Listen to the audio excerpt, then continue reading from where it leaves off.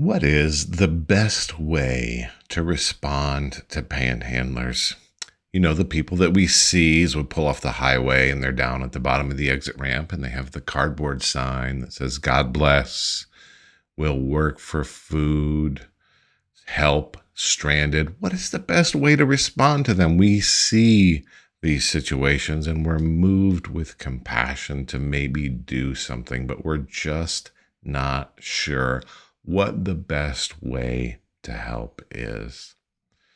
Well, if we're going to formulate a response on the best way to respond to people who are asking basically for a handout for money, one of the first things that we need to realize is that panhandlers are kind of a relic, if you will, of a bygone era. That's something that popped up back when there were very few resources to help people who had needs. And it's kind of carried over, and we carry over those assumptions into today's world. And so the first thing that we need to realize as we formulate a response to people that we see like this is that there are already lots of resources, especially here in the United States, available to help people with needs.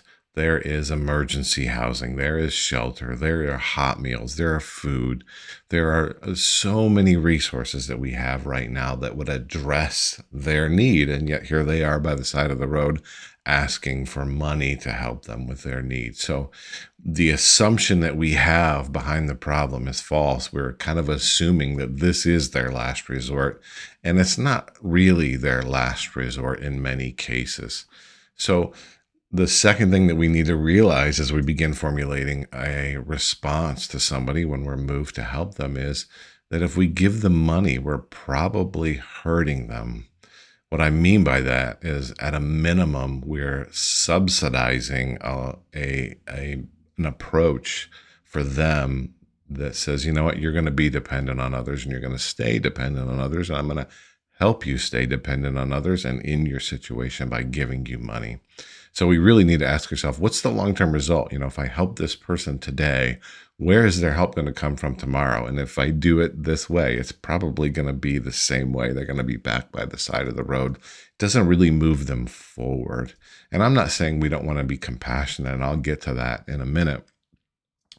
But also we need to realize that maybe at worst, we're also subsidizing an alcohol habit or a drug habit or even a scam. So that leads me to my third point as we think about formulating a response is there's a lot of abuse in panhandling because, again, the need is not really there in the same way that it used to be.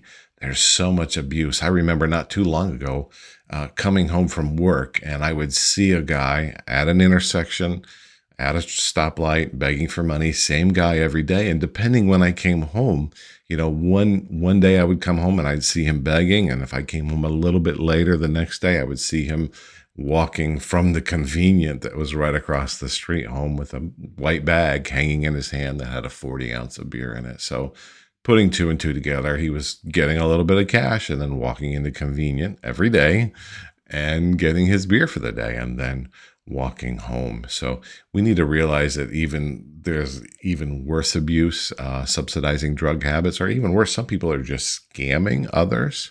Again, because there are resources to help them. What they're asking for is not really what they're asking help for, if you get what I mean. People can get a lot of money actually by panhandling.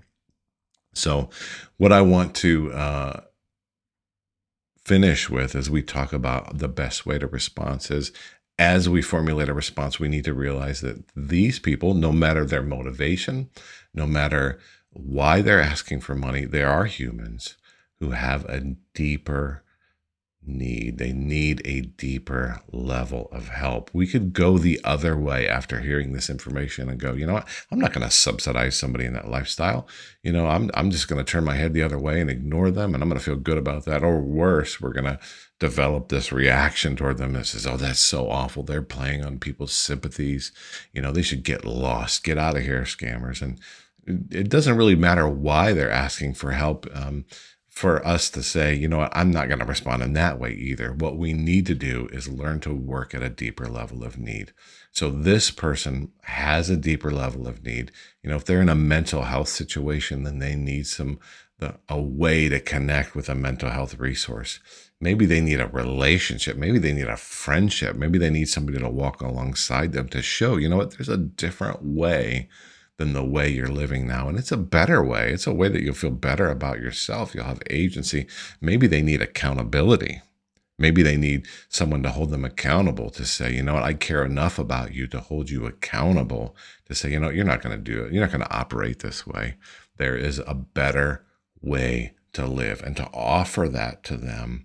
Sometimes the harder thing to do would be to offer a relationship than just open our wallet and put a few dollars in there or hand them a water bottle or whatever.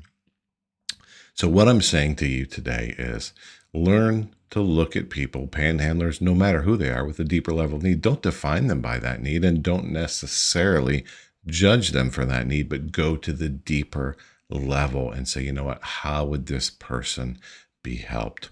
Listen, whether you're an individual who wants to help people in need, or even you want to start a ministry, or you work within a church and you want to develop a ministry that helps people in need, or maybe you already have a ministry that helps people in need and you want to learn how to do it better. I have a course coming up called Kingdom Compassion. It is a course where I've taken my whole decade of coaching people how to work with people in need and how to help them effectively, how to help them with a hand up, not a hand out, how to work in a transformative way so that people come up and out of their situations, all the way from the philosophy behind it to how to actually do it. That's all going to be in this upcoming Kingdom Compassion course. And if you get on the list, and the link's down below, for when that course releases, I'll also send you a free checklist that is the 4 secrets to working in effective meeting needs ministry. It's a good checklist. It's going to tell you some things to look for, to check off, from the people you're working with, to your team, to where you're going to get the resources, all of these kinds of questions, your tools you're going to use. A great checklist, free to you, just for getting on the list. So I hope you get on that. Again, links down below. Make sure you like and subscribe. And I am Bruce. I'll see you next time.